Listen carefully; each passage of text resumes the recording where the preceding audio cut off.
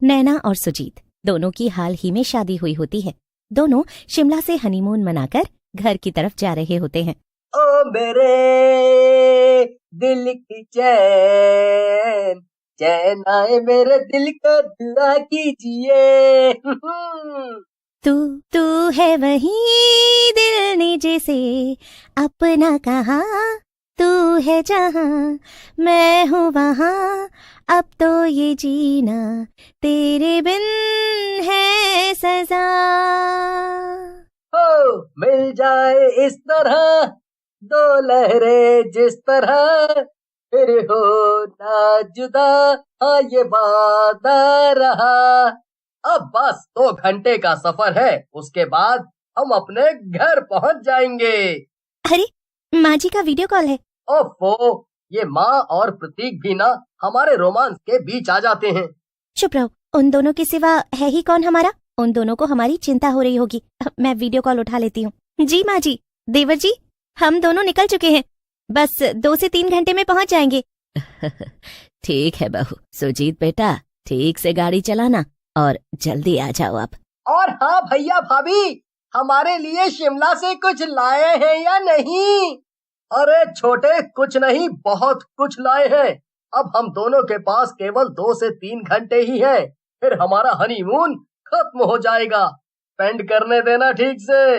नैना और सुजीत अपनी road trip enjoy करते हैं, लेकिन कुछ देर बाद अचानक से रास्ते में गाड़ी बंद पड़ जाती है और नैना परेशान हो जाती है। क्या हुआ सुजीत?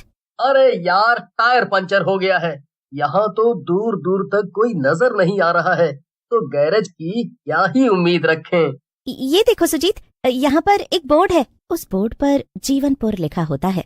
जीवनपुर, लगता है ये एक गांव है और ये इस गांव के अंदर जाने का शुरुआती रास्ता है। चलो नैना, इस गांव में ही चलते हैं, क्या पता यहाँ पर कोई मैकेनिक मिल जाए।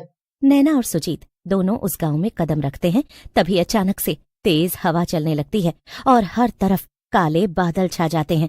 हे भगवान, ये वातावरण अचानक से बदल कैसे गया? खैर, एक हवा ही तो है, कोई सुनामी थोड़ी ना आई है। हाँ ठीक है।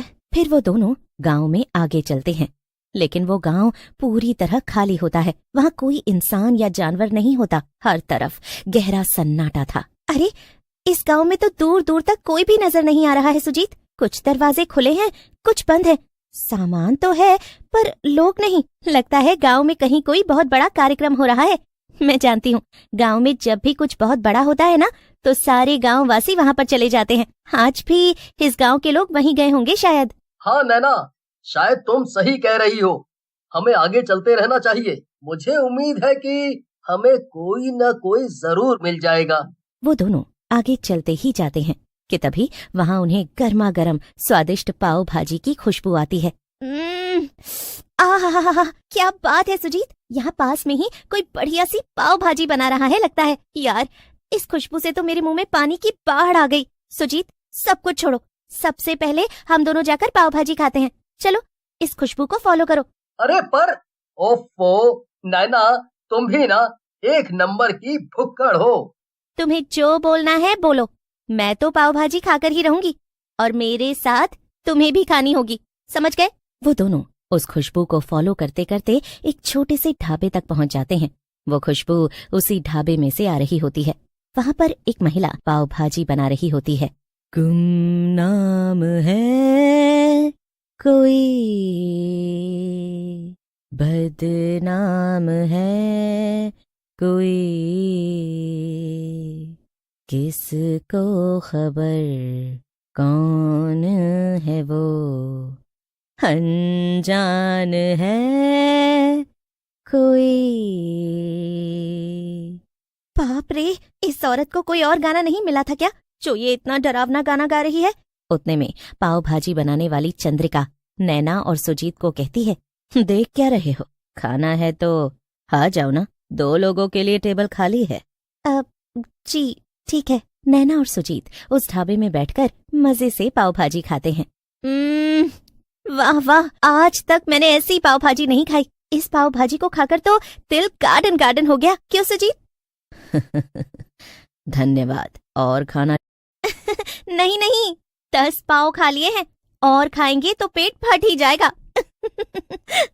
ठीक है। अच्छा, कितने पैसे हुए? पैसे?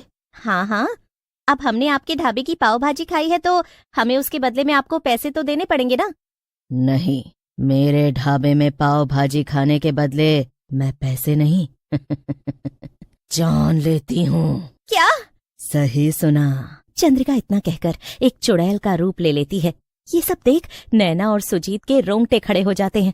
ये तो एक पाव भाजी बेचने वाली चुड़ैल है।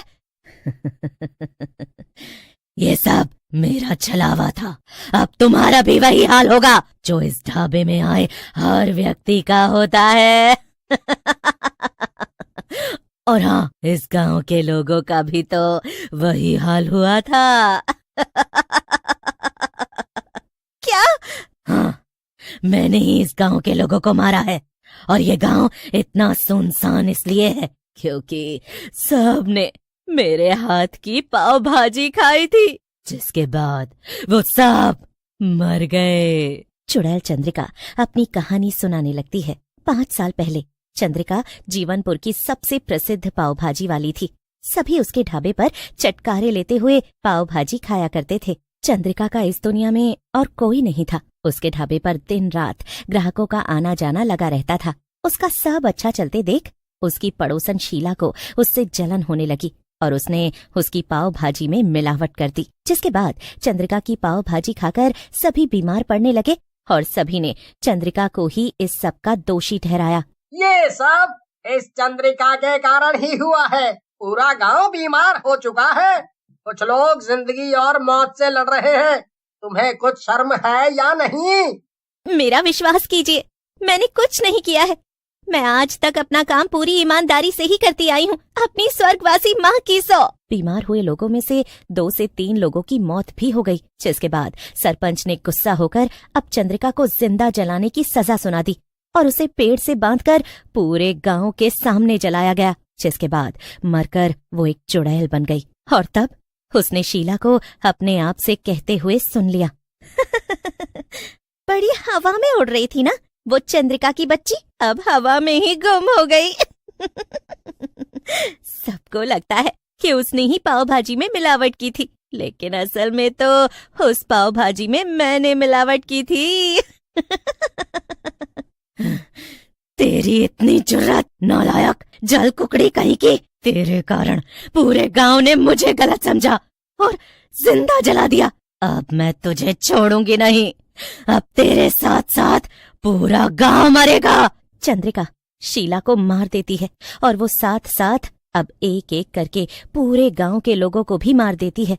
ये है मेरी कहानी, इसलिए जो भी बाहर वाला इस गांव में भटक कर आता है वो मेरे हाथ की पाव भाजी खाकर मेरे हाथों मारा जाता है। उसके बाद अब चुड़ैल चंद्रिका नैना और सुजीत को भी मार देती है। अब उनके घर वाले ममता और प्रतीक काफी देर तक उनका इंतजार करते हैं, लेकिन उनका कोई पता नहीं लगता। हे भगवान, प्रतीक, मेरा तो जी बहुत घबरा रहा है। बहू और सुजीत दोनों 2 से 3 घंटे में आने वाले थे, लेकिन अब तो रात हो चुकी है। लोकेशन ट्रैक करने पर प्रतीक को पता चलता है कि नैना और सुजीत दोनों जीवनपुर में हैं। वो जीवनपुर के लिए निकलने से पहले उसके बारे में इंटरनेट पर सर्च करता है तो वहाँ उस पाव भाजी बेचने वाली चुड़ैल के बारे में पढ़ता है। ममता और प्रतीक बहुत रोते हैं। वो इस बारे में अपने जान पहचान के एक तांत्रिक बाबा से पूछते हैं। तब वो उन्हें एक तिलिस्मी आईना देते हैं। ये लीजिए ममता बहन, ये तिलिस्मी आईना है। इससे उस चुड़ैल का खात्मा हो सकता है, और एक बार वो खत्म हो गई तो वो सभी लोग पुनर्जीवित हो जाएंगे। बहुत साहस करके प्रतीक और ममता दोनों उस गांव में जाते हैं और पाव भाजी वाली चुड़ैल उन्हें मारने जा ही रही होती है कि उतने में ममता और प्रतीक उसके चेहरे के सामने वो तिलिस्मी आईना लाते हैं। उस तिलिस्मी आईने में अपनी शक्ल देख वो जोर से चिल्ला पड़ती है और भस्म होने लगती है। इस तरह अंत में चुड़ैल चंद्रिका का खात्मा हो जाता है और उसके भस्म होने के बाद सभी मरे हुए लोग फिर से जीवित हो जाते हैं और पूरा गांव अब लोगों से भर जाता है और नैना और सुजीत भी अपने परिवार के संग वापस जाते हैं।